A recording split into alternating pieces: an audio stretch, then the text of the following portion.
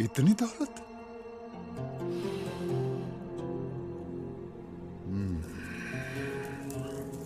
मोतियों की झालरें, हाँ।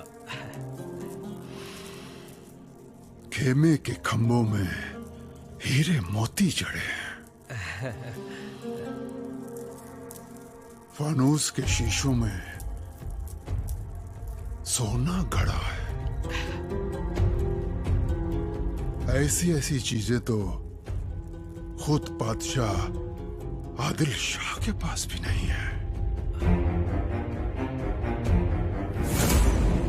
नाईक जी आम्ही हिरोजी इंदलकरांना बोलवून धाडलंय. जी त्यांच्याकडून एक उत्तम शामियाना उभारून घ्या जी.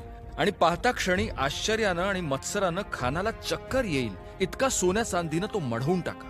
त्यानं तो अस्वस्थ होईल, त्याची एकाग्रता